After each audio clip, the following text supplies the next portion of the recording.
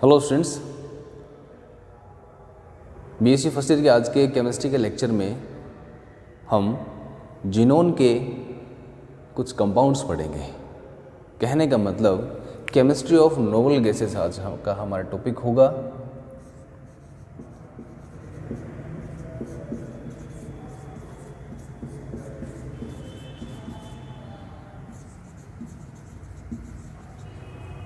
Chemistry of noble gases.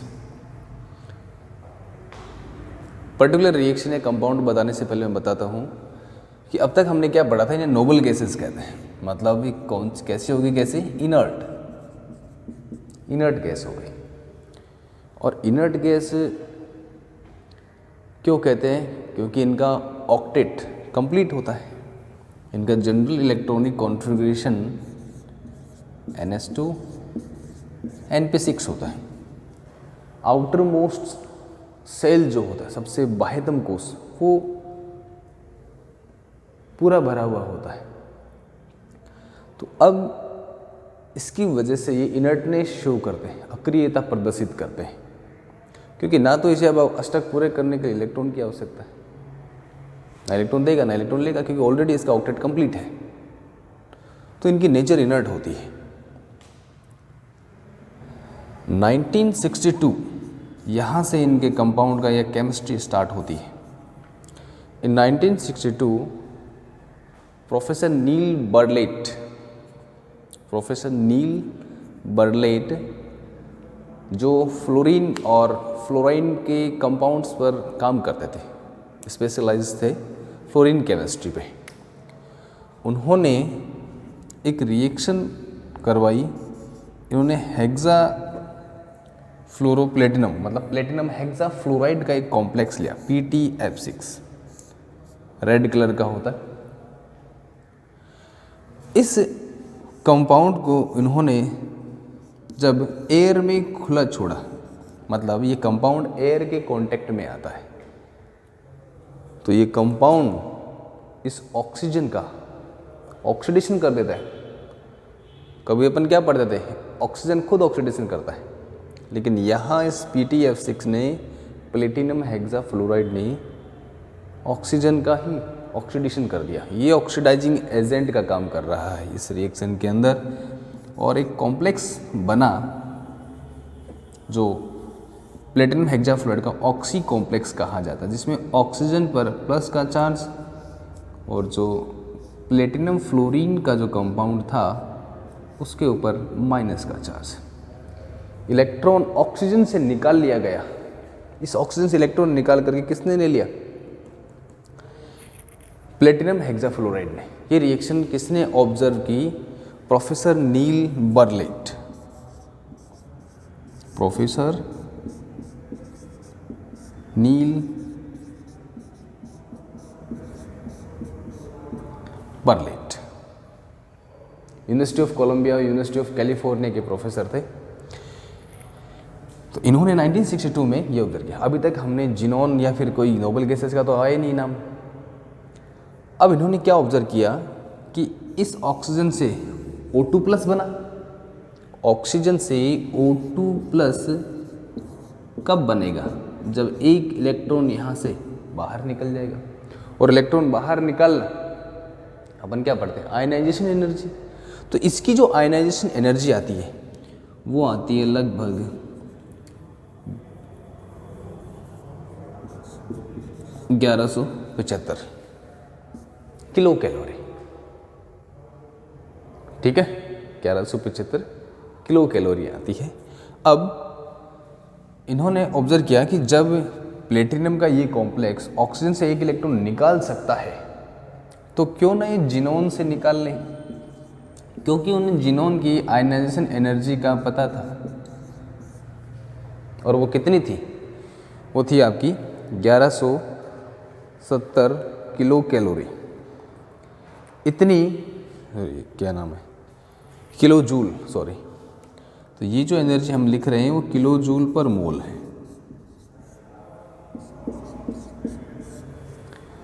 तो अब देखना, जीनोन और ऑक्सीजन की जो आयनाइजेशन एनर्जी है वो लगभग बराबर है।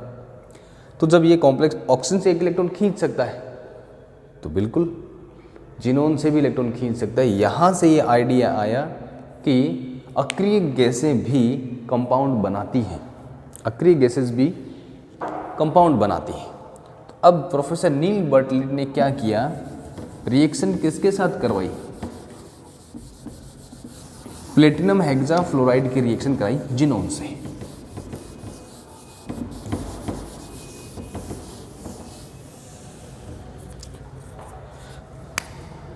और जिनोन से जब रिएक्शन कराई तो इनको क्या मिला, जिनोन प्लस एक इलेक्ट्रॉन निकल गया, कौन ले गया, प्लेटिनम हेक्साफ्लोराइड। ये पहला कंपाउंड जो प्रोफेसर नील बर्टल ने बनाया। किसका पहला कंपाउंड, नोबल गैस का सबसे पहला कंपाउंड 1962 में नील बर्टलेट ने बनाया। ये फर्स्ट कंपाउंड है, तो जिसमें जिनोन आपका है और जिनिन क्या है, नोबल गैसेस। सबसे पहला कंपाउंड जो ऑब्जर्व किया गया और लैब में बनाया गया वो किसका था, जिनोन का। यहाँ से ये कंसेप्ट आया कि नोबल गैसेस भी कंपाउंड बनाती हैं। अब इसके बाद लगातार रिएक्शंस होती गई, रिसर्च बढ़ता गया और बहुत सारे कंपाउंड इनके बनाए गए। उसमें जिनोन के सबसे ज़्यादा बनाए गए क्योंकि रेडोन जो है वो तो रेडियो एक्टिव है, ज़्यादा रिसर्च कर नहीं सकते क्योंकि उसका डीके होता रहता है, क्षय होता रहता है। इसलिए जिनोन सबसे लास्ट में आ रहा है, उसकी आयनाइजेशन एनर्जी कम है, इसलिए आसानी से उसके बाह्यतम कोश से इलेक्ट्रॉन निकाला जा सकता है। पहले वाले लेक्चर में मैंने बताया था कि जिनोन से कौन इलेक्ट्रॉन खींच सकते हैं, निकाल सकते हैं, वो उच्च विद्युत ऋणी तत्व हैं। ऑक्सीजन, फ्लोरीन, ये दोनों एलिमेंट जिनोन से इलेक्ट्रॉन निकालने में सक्षम है, मतलब उनके साथ कंपाउंड बना सकते हैं। इस आधार पर हम क्या पढ़ेंगे, compounds of xenon,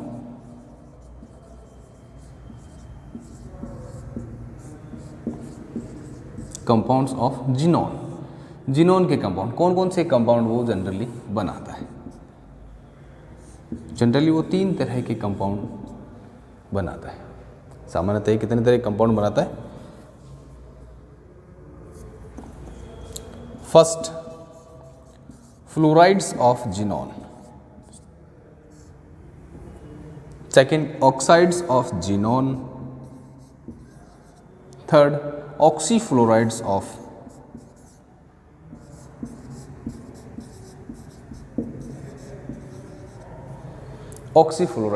xenon.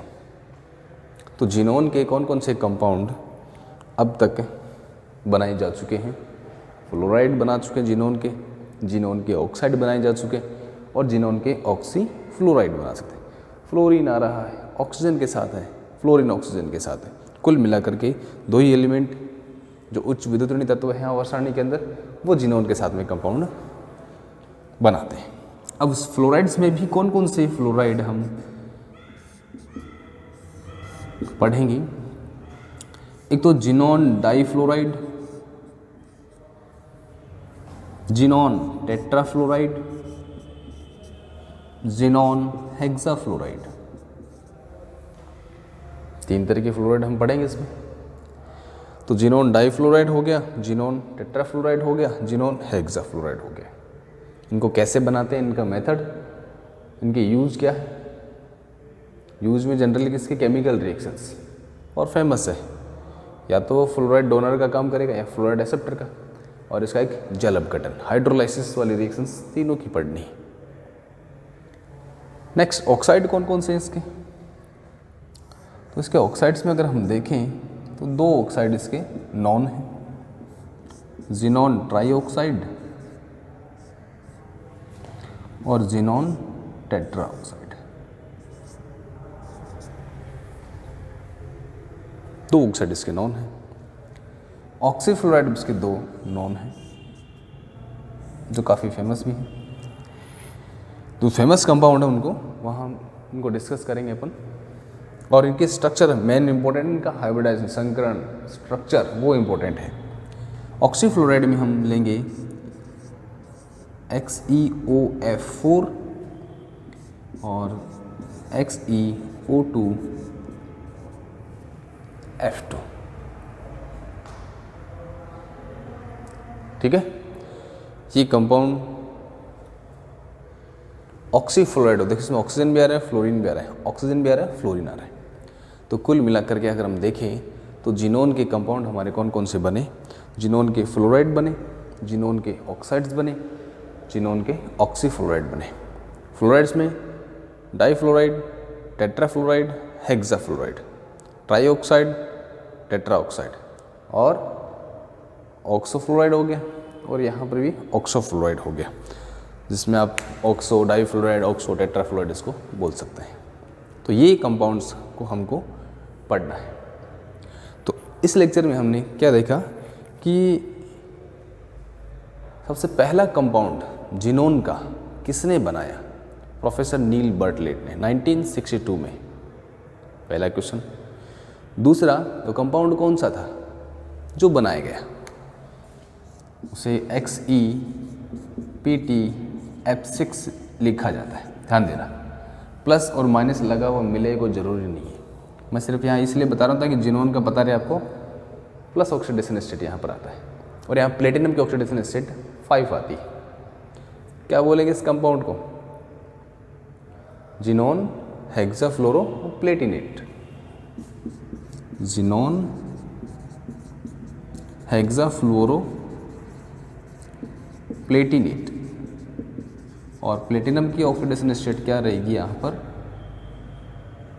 5th, 5 होगी।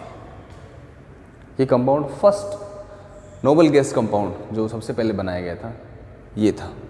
उसके बाद तो इस पर रिसर्च होने लगी और बहुत सारे कंपाउंड बनाए गए हैं इसमें, ठीक है। इन कंपाउंड्स को हमें पढ़ना है। तो पहले फ्लोराइड्स पढ़ेंगे, फिर ऑक्साइड्स पढ़ेंगे, फिर ऑक्सीफ्लोराइड्स पढ़ेंगे। इनके स्ट्रक्चर सबसे इंपॉर्टेंट है, मैंने कहा था हाइड्रोलाइसिस और स्ट्रक्चर और उनके बनाने की विधि, ठीक है। इनके बनाने की विधि खासकर फ्लोराइड्स के लिए, इनके बनाने की विधि, इनका हाइड्रोलाइसिस और इनकी स्ट्रक्चर, 3 चीज़ इंपॉर्टेंट है, याद रखना। लगभग सभी में आप याद रखना। अब जिनोन के फ्लोराइड्स स्टार्ट करने से पहले मैं 1-2 पॉइंट अक्रिय गैसों के बारे में और बताना चाहूँगा, इसकी रिएक्टिविटी और वाटर सोल्यूबिलिटी के बारे में, जल में विलेयता और उनकी क्रियाशीलता के बारे में, कि सबसे ज़्यादा रिएक्टिव कौन सी अक्रिय गैस होगी, ठीक है।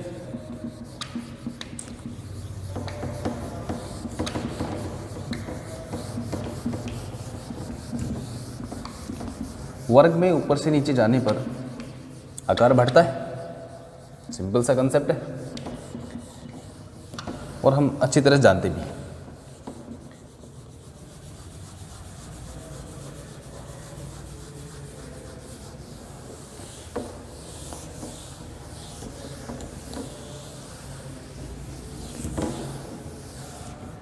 दो पॉइंट मैं आपको यहां बताना चाह रहा हूं। First, water solubility, second reactivity.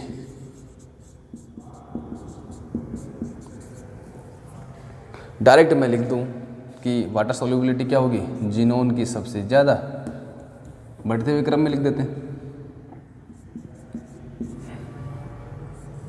Helium की सबसे कम होगी, फिर नियोन की, आर्गन, क्रिप्टॉन और जिनोन।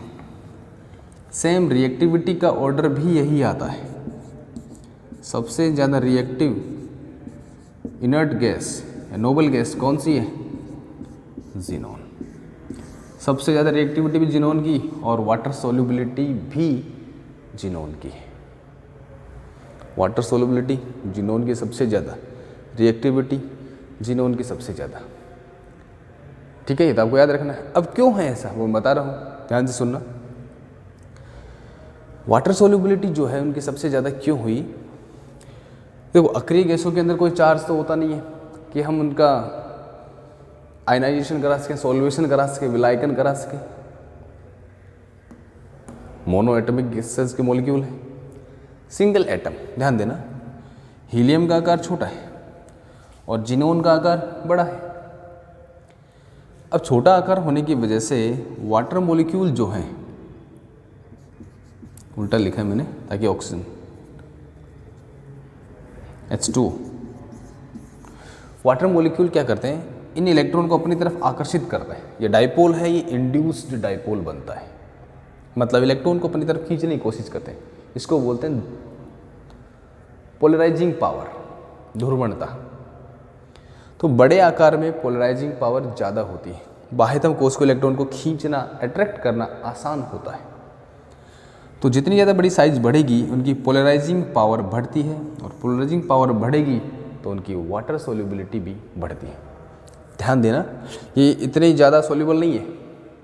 अक्रिय गैसें पानी के अंदर क्वाइट सोल्यूबल होते हैं, ज़्यादा नहीं होते, धीरे धीरे सोल्यूबल होते हैं। लेकिन ऐसा नहीं है कि डाल दिया और पूरे ही घुल गए, नहीं, वो हाइड्रेट बनाते हैं। याद रखना, जिनोन के कंपाउंड्स में है उनके हाइड्रेट्स, मतलब जल के अणु उसके चारों तरफ घिर जाते हैं और उसको डिजोल्व कर लेते हैं, ये कंपाउंड्स में आते हैं। क्लियर? अब रिएक्टिविटी की बात करें। रिएक्टिविटी का मतलब क्या हुआ, जो आसानी से रिएक्शन में भाग ले। पहले ये माना जाता था कि अक्रिय गैसें रिएक्शन में भाग नहीं लेती हैं। क्यों? क्योंकि इनका अष्टक पूरा होता है, ना तो इलेक्ट्रॉन लेते हैं ना इलेक्ट्रॉन देते हैं। क्लियर? लेकिन वर्ग में ऊपर से नीचे जाने पर आयनन ऊर्जा घटती है, आकार बढ़ता है।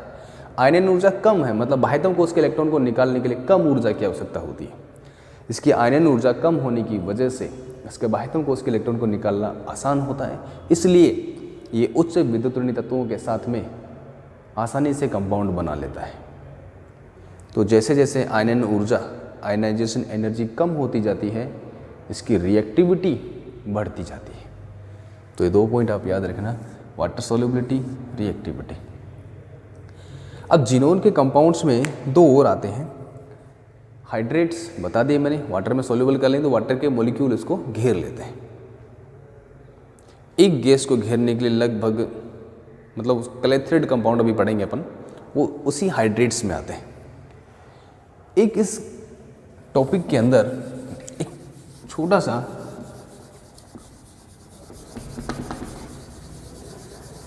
टॉपिक है क्लेथ्रिड कंपाउंड्स। इनके बारे में हमको पता होना चाहिए कि क्लेथ्रिड्स कंपाउंड क्या होते हैं। ठीक है?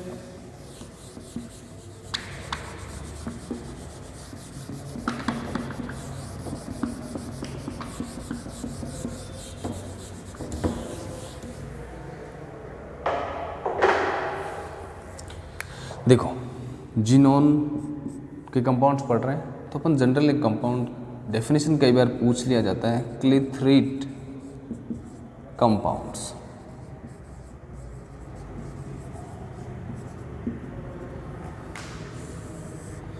क्या होते हैं क्लेथ्रिड कंपाउंड्स? तो अभी जो अपन टॉपिक पढ़ रहे हैं ये है आपका क्लेथ्रिड कंपाउंड्स। ठीक है? और क्या होते हैं क्लेथ्रिड कंपाउंड्स? ध्यान से सुनना। क्लेथ्रिड कंपाउंड्स का दूसरा नाम है केज कंपाउंड्स। इनका दूसरा नाम है, जो दूसरे नेम से भी जाने जाते हैं, केज कंपाउंड्स भी इनको कहते हैं। क्यों कहते हैं? इसमें जिनोन या अक्रिय गैसें कोई रिएक्शन नहीं शो करती। अक्रिय गैसों का किसी दूसरे मॉलिक्यूल के अंदर जो खाली स्पेस होता है, ध्यान से सुनना, एक दूसरा कंपाउंड मतलब कोई ऑर्गेनिक कंपाउंड हो सकता है या इनऑर्गेनिक, मतलब अकार्बनिक यौगिक हो सकता है या कार्बनिक यौगिक। उस कार्बनिक या अकार्बनिक यौगिक में जो अणुओं के बीच में कुछ खाली स्पेस होता है, वैकेंट। ठीक है? तो वैकेंट स्पेस, खाली स्पेस जो होता है, उस खाली स्पेस के अंदर अक्रिय गैस के अणु फिट हो जाते हैं, ट्रैप्ड हो जाते हैं, फंस जाते हैं। तो वो कंपाउंड जिसमें किसी कार्बनिक या अकार्बनिक यौगिक के खाली स्पेस में, खाली रिक्त स्थान के अंदर, उसके कैविटी के अंदर, रिक्तिका के अंदर अक्रिय गैस के अणु ट्रैप्ड हो जाते हैं, फंसे हुए होते हैं, उन कंपाउंड को क्लेथरेट कंपाउंड कहते हैं। हिंदी में भी क्लेथरेट ही लिखेंगे। केज कंपाउंड, पिंजर यौगिक कह सकते हैं आप उसको, पिंजरे जैसा। जैसे पिंजरे का एक बॉक्स होता है, खाली स्पेस हो गया, उसमें आपने कोई पक्षी रख दिया, तो पक्षी जो अंदर है पिंजरे के, वो क्या है? अक्रिय गैस। और जो पिंजरा है वो कार्बनिक या कोई अकार्बनिक यौगिक है। ठीक है, एक उदाहरण दे रहा हूँ। मैंने क्लेथरेट कंपाउंड्स बता दिए कि कंपाउंड्स में अणुओं के बीच में जो खाली स्पेस होता है, उस स्पेस में अक्रिय गैस का अणु फिट हो जाता है, और वो अक्रिय गैस के अणु वान डेर वाल आकर्षण बलों से उस अणु के साथ जुड़ा रहता है, इसलिए वो स्थायी भी होते हैं। तो आपसे पूछा जाए क्लेथरेट कंपाउंड्स क्या होते हैं और ये स्थायी क्यों होते हैं, तो क्लेथरेट कंपाउंड्स क्या होते हैं? कार्बनिक या अकार्बनिक यौगिकों के अंदर जो सॉलिड होते हैं, उन यौगिकों में रिक्त स्थानों में जिनोन या अदर अक्रिय गैस फंसे हुए रहते हैं। तो अक्रिय गैस सहित उस कार्बनिक या अकार्बनिक यौगिक को क्लेथरेट यौगिक, क्लेथरेट कंपाउंड या केज कंपाउंड कहते हैं। डेफिनेशन, स्टेबल क्यों होते हैं? क्योंकि यहाँ वान डेर वाल आकर्षण बलों के द्वारा वो उस कार्बनिक यौगिक के साथ जुड़ा रहता है, टाइटली बाउंडेड होता है। ठीक है, स्टेबिलिटी भी हो गया। ये काम क्या आते हैं? यूज क्या है इनका? अब यूज भी बताना है आपको। तो इनका यूज क्या है?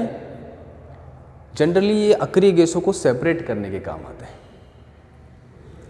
ध्यान रखना, क्लेथरेट कंपाउंड जनरली कौन बनाता है? Argon, krypton, xenon. Helium, neon नहीं बनाते हैं। आकार छोटा होता है, फिट नहीं हो पाते, निकल जाते हैं बाहर वहाँ से।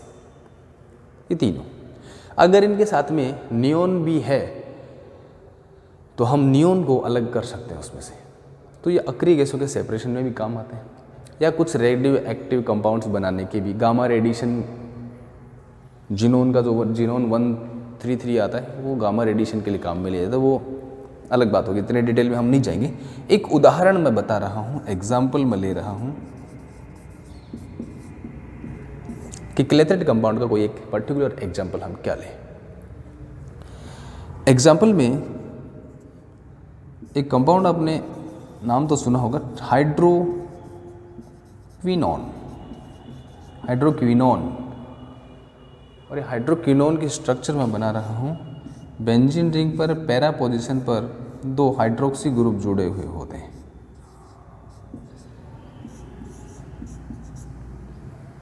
वन 4-डाई हाइड्रोक्सी बेंजीन भी कह सकते हैं। हाइड्रोक्विनोन, ये कंपाउंड जो होता है, इस कंपाउंड के सॉल्यूशन को, विलयन को अक्रिय गैस के साथ में, इनर्ट गैस के साथ में,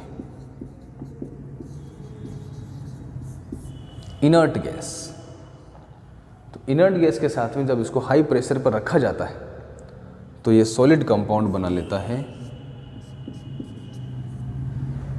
और उसे क्या कहते हैं? Clathrate compound. थोड़ा सा डिफरेंट होते हैं ये कंपाउंड्स। तो एक एग्जांपल क्या हो गया? Hydroquinone clathrate. हाइड्रोक्विनोन क्लेथरेट इसका एग्जांपल हुआ। और वाटर मॉलिक्यूल, बर्फ, आइस होती है, मतलब पानी लिया, अक्रिय गैस के साथ मिक्स किया और हाई प्रेशर पर, लो टेम्परेचर कर दिया, तो बर्फ़ जमेगी। बर्फ़ के अंदर वाटर मॉलिक्यूल के बीच में स्पेस रह जाती है, तभी तो बर्फ़ पानी के ऊपर तैरती है। तो उस खाली स्पेस में अक्रिय गैस फंस जाती है, तो उसे हाइड्रेट क्लेथरेट कहते हैं। तो क्लेथरेट बताया मैंने, हाइड्रोक्विनोन क्लेथरेट। दूसरा हाइड्रेट क्लेथरेट।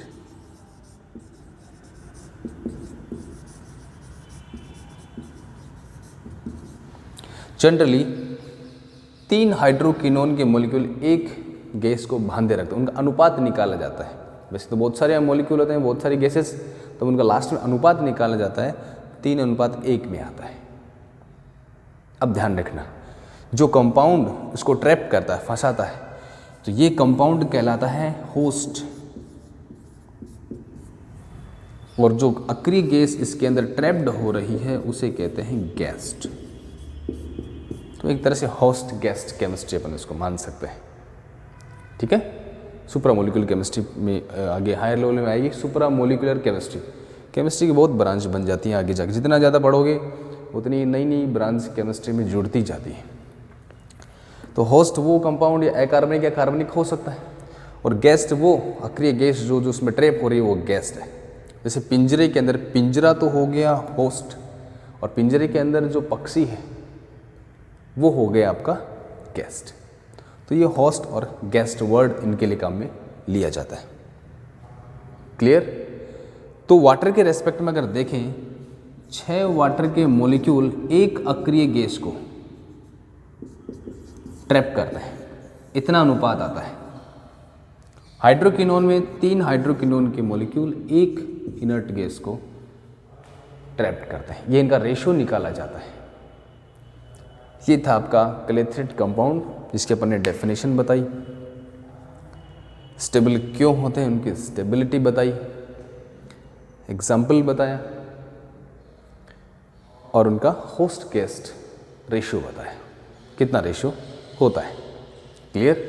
तो क्लेथरेट कंपाउंड आपसे अगर पूछा जाए तो आप आसानी से बता सकते हैं। इसका यूजेस, उपयोग क्या है बता दिया कि अक्रिय गैसों के सेपरेशन के अंदर ये काम आता है।